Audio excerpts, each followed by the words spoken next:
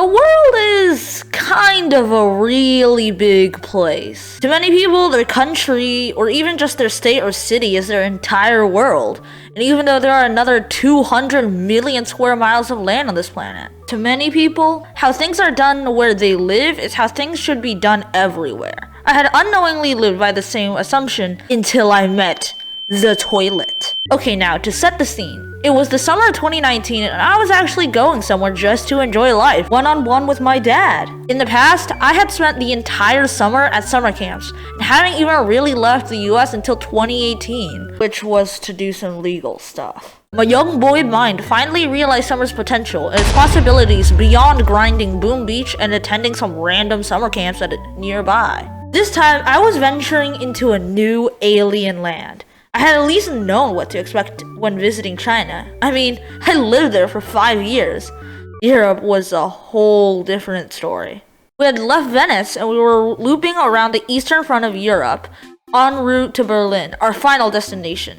The drive in total would take nearly 15 hours and way too many old Cantonese songs. I have no idea where my dad's obsession with 80s and 90s Cantonese pop came from. He doesn't even understand Cantonese, yet he listens to these songs daily! We had just crossed through the border of Slovakia, and I needed to go pop off to the bathroom because I was just bawling that day. Yup, that was what was happening. We pulled over at a gas station and I immediately rushed to the restrooms. I was met by a dirty gray turnstile that demanded I pay in euro to use the lavatory. Okay, now keep in mind, this wasn't the first time I had been met with this strange urban creature. I'd seen plenty of turnstiles in my daily life as a New Yorker, and didn't expect that this one would be much different from others that I've encountered so far. This was another example of one of the numerous things I didn't understand in Europe. Going to the bathroom should be a free human right. A lot of bathrooms make you pay for it. What? Why? Might as well go pee behind your dang gas station. Heck, that's exactly what I'll do. Well, what I would have done if I wasn't such a law-obeying model citizen.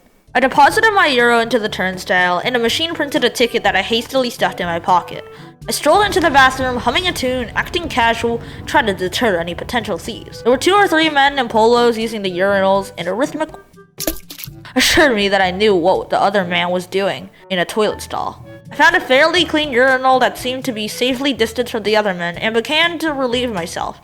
The men in polos left as I flushed my urinal. I looked in the mirror, checked my teeth, used the water to rinse off some sauce I had discovered that had been stuck on my face from lunch.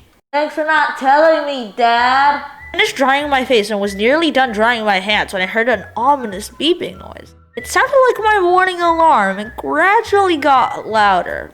My first thought was that this must have been some kind of weird European ringtone for the guy in the stall's phone.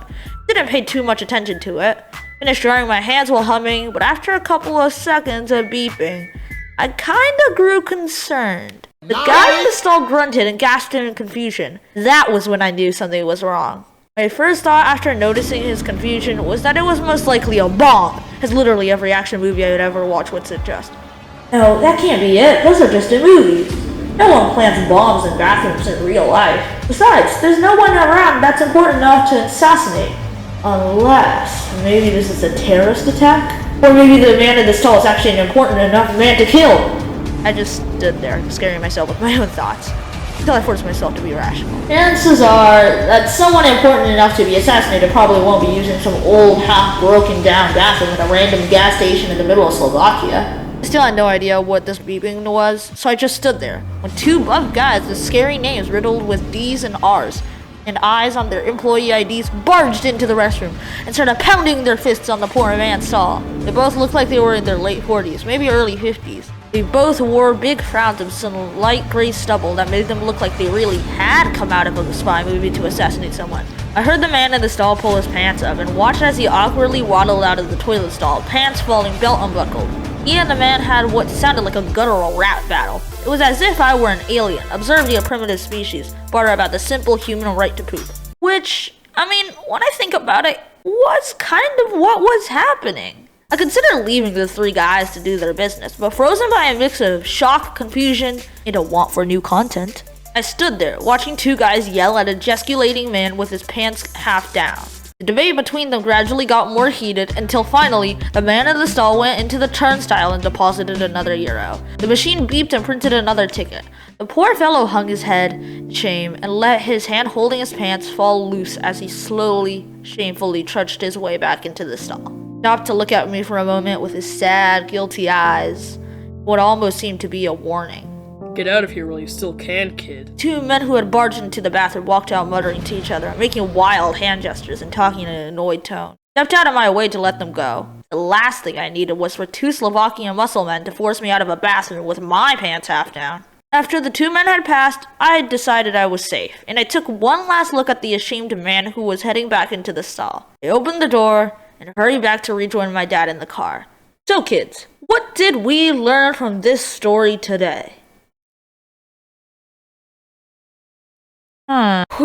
I am finally done with that animation. This storytime video may not seem like much, but in total, it probably took me, I don't even really know anymore. I've lost count of the hours after around the 20th hour. Wouldn't be surprised if this took me like 30 hours. This is the first storytime animation I've made, and the first animation video I've made that's like longer than like 4 minutes. And I actually tried to like add a little bit of animation and wobble and motion blur and smear to this quote-unquote animation. It doesn't really have much like actual like animation in it. It's just kind of like a slideshow, but, like fancy, tricking you to thinking that there's some movement inside. Yeah, so if you made it to this point in the video, thanks for watching the video. This was ridiculously tiring to me. Now I know why most famous YouTubers need a team to churn out good animations a lot regularly. I'm also going to try to do some lip sync and add some shadows for next video.